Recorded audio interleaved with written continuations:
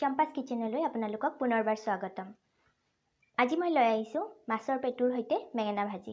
মাছৰ পেটুৰ হৈতে বেঙেনা ভাজি বনাবলৈ কি উপকৰণ লাগিব আমি চাই লওঁ। মাছৰ পেটু মই ইয়াতে ৰৌ মাছৰ পেটু লৈছো। আপোনালোকে যিকোনো মাছৰ ল'ব পাৰে। বেঙেনা লাগিব, পিয়াজ লাগিব। পিয়াজ মই ইয়াতে দুটা মিডিয়াম সাইজৰ পিয়াজ এনেকৈ কাটি লৈছো। লাগিব কেঁচা জলকীয়া। মই কেইটামান কেঁচা জলকীয়া এনেকৈ ফালি লৈছো আৰু লাগিব হালধি আৰু সোৱাদ অনুসৰি নিমখ। কেৰাহী গৰম হৈ গৈছে।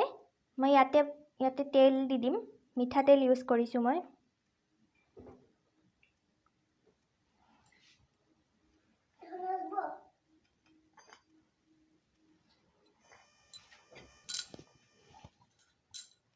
তেল গৰম হৈ গৈছে। মই প্ৰথমতে পিয়াজখিনি দি দিম। লো ফ্লেমত লৈছো মই এতিয়া।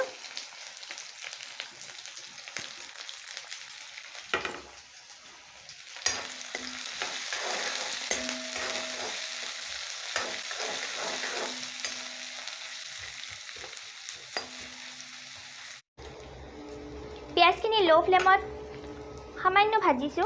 এতিয়া মই জলকীয়াখিনি দি দিওঁ। দুবাৰমান লাৰি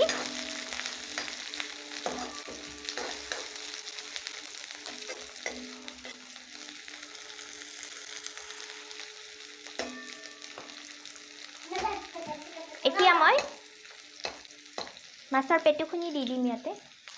অলপ মিডিলত এনেকৈ চেক কৰি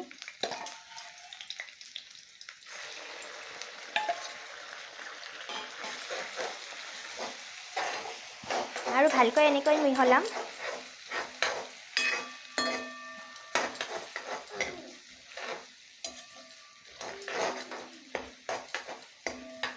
এতিয়া গেছটো হাই ফ্লেমত দি দিম।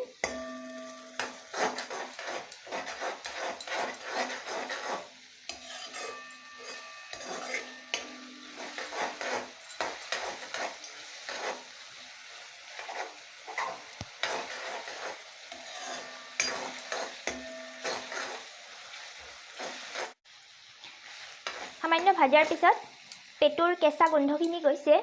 এতিয়া মই বেঙেনাখিনি ইয়াতে দি দিম।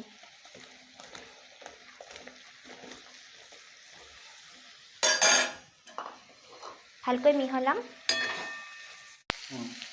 এতিয়া মই নিমখ আৰু হালধিখিনি দি দিম।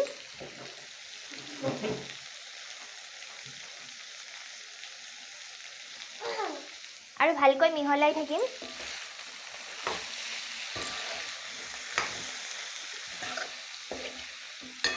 যেহেতু বেঙেনা সোনকালে কোমল হৈ যায়, তো তাৰ কাৰণে ঢাকি দিয়াৰ প্ৰয়োজন নাই। মই ঢাকি দিয়া নাই। মিডিয়াম ফ্লেমত এনেকৈ লাহে লাহে ভাজি থাকিলে হৈ যাব। লাৰি থাকিব লাগিব। মিডিয়াম ফ্লেমত এনেকৈ 10 মিনিট সময় ভজাত বেঙেনাখিনি ভালকৈ সিজিছেও আৰু ভাজিখিনিও হৈ গৈছে। এতিয়া আমি সাৰ্ভ কৰিব পাৰোঁ। আজিৰ এই ৰেচিপিটো যদি ভাল লাগিছে তেন্তে লাইক, শ্বেয়াৰ, কমেণ্টছ কৰিব আৰু নতুন ৰেচিপিৰ বাবে মোৰ চেনেলটো ছাবস্ক্ৰাইব কৰিব। ধন্যবাদ।